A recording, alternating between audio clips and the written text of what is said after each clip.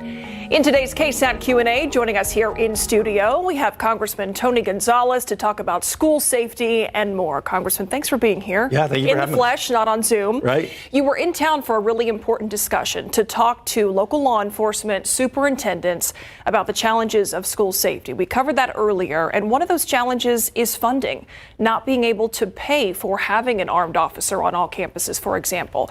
Is there any federal money that can be used to help meet these requirements? Yes, thank you, Myra and Steve, for having me. As a father of 6, I'm vested. I dropped 3 of the Gonzaleses off for our first day today, like many of the people here in San Antonio. And so we want to make sure our kids are safe. And today's roundtable really wanted to highlight what can we do to make sure that happens. And I'll tell you, I walked away hearing from superintendents across the city and other areas. Bernie, Somerset was there, Natalia as well, going, our kids are safe in school. I heard that from the chief of police. That was warm. I heard that from the sheriff, the Bexar County sheriff. And then later today, I spoke with Mayor Nuremberg as well to go, what can we do to work on that? A big part of that is bringing dollars from Washington down to our city. But it first starts by submitting for these grants. And I appreciated the mayor for submitting a COPS cop grant this year. We'll find out in October if we get it. I put a letter of support behind it. I spoke with Attorney General Garland. These are the type of real measures. So we can't just be talking about school safety, wishing it happens until these resource officers are in our schools, walking the halls. It's not real. Obviously, you talked about your children. Obviously, you have kids that go to San Antonio schools. What about Uvalde? It's in your district. It's something that you have experience with. Was that part of the impetus for today's roundtable? I mean, there's no doubt. I mean, what happened in Uvalde a year ago still stays with all of us. I mean, whether you were directly impacted or not, you're a parent, you're worried about, or a grandparent, or a neighbor. I mean, everyone is worried about that. So absolutely. And we saw last week, I think one of the relatives of one of the shooters made some comments. This is a threat that wherever you live, it is real. And we got to make sure that we don't just, hope that it doesn't happen, that we are prepared and we get ahead of it too. The mental health piece of it is just as equal as the response piece to it. That's what stood out to me is, securing our campuses, making sure no strangers are getting in. Yes. Obviously important, but I noticed that you also emphasized the mental health part.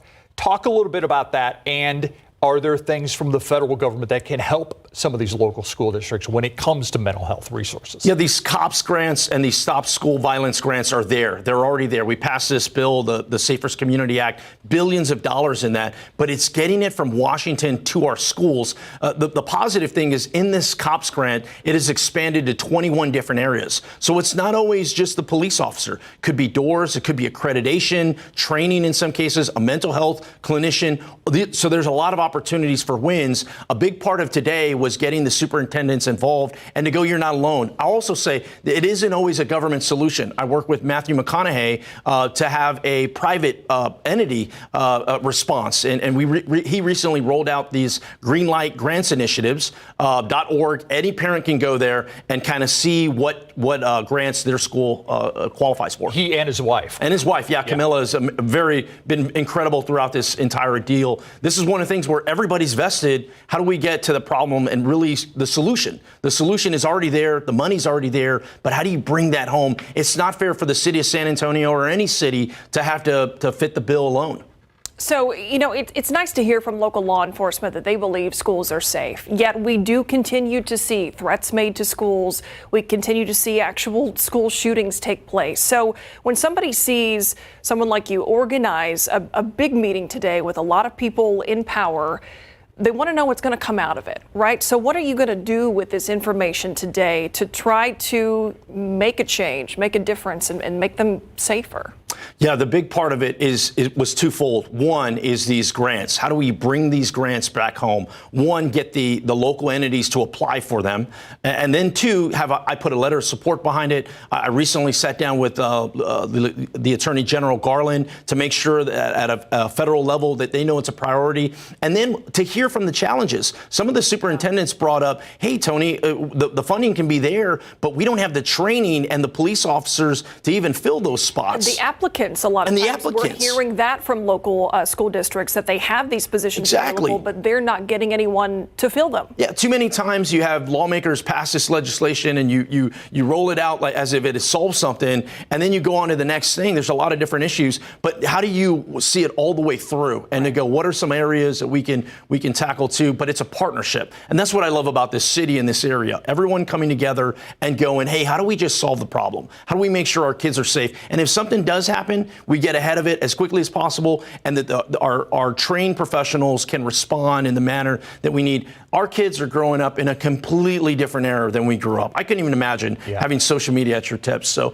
fingertips. So we got to help. We got to make sure that they have that safe environment where they can thrive. It's also a fine balance between safety and not making our schools feel like prisons or penitentiaries or someplace, So is this a commitment that you're going to continue to be on, or was this a one-time roundtable and you're done? No, 1,000%. And once again, I mean, I have 6 kids. I'm vested in it. But like you mentioned earlier, Uvalde's in my district. I've seen it firsthand. And how do we prevent as best we can another type of Uvalde shooting? It's why I helped pass the Safer Community Act. A lot of people don't realize there's been over 300 similar Uvalde shootings that have been prevented. So it's, once again, it's not just sign one piece of legislation and wave the victory flag. It's running it all the way through. And a lot of times it's not always about money. Sometimes it's just having that conversation and having people, know that their school is taken care of and they're involved. It's a tough time to be in Washington, but it's a tough time to be a superintendent. You're wearing all these hats and you have to make sure our kids are safe. I was incredible to have the level of support that we had from the superintendent Ball, from Southwest, and you name it. It was great. Yeah. Before we let you go, I want to ask you about what's going on along the border. Obviously, the questions remain about the buoys in place, concerns about humane treatment, environmental questions. You said just last week, let's talk about real solutions. What does that look like to you? Yeah, the border is still in a very porous condition, and it's tragic. It's so sad. I mean, there was just a migrant child that died on a bus trip. Chicago. It's every day. It's every week, and it needs to stop. And I've been on the mindset, enough with the finger pointing. I don't care how we got here. What are some of the solutions? In my eyes, the solution is legal immigration. It's why I introduced the HIRE Act, which extends work visas from 1 year to 3 years. We need to focus on preventing people from even starting that track. You do that, in my thought, through legal immigration. I'd love for us to be talking more about that. It can solve a bunch of problems. Are you hopeful that that'll happen? I am. I really am. Why? Because there is not one state in the country that isn't impacted. This isn't a South Texas deal. I mean, you go to Iowa, you go anywhere in the country, people are impacted. New York City, you're seeing what they're dealing with. Chicago, you're seeing what they're dealing with. This piece of legislation already has nearly 30 co-sponsors, both Democrats and Republicans. There's an appetite here to solve it if you can get away from some of the more contentious stuff. Very similar to the gun situation. Right. If you talk about safety, I mean, you can solve a lot of problems. Are there bigger conversations? Yes, but it needs to start with trust. Trust has to be rebuilt in Washington. It starts here in San Antonio as well. It's why I've been working with Henry Cuellar and Joaquin Castro and Greg Casar and Chip Roy and others. How do we come together and solve some of these problems? Congressman, thanks so much for being here. Thank you, Myra. Appreciate you for having me. No, it's a busy day, so appreciate your time. Thank you. Yeah. Keep up to date with all of San Antonio's top news, weather, and so much more by clicking the like and subscribe buttons below. And once again, thanks for watching KSAT.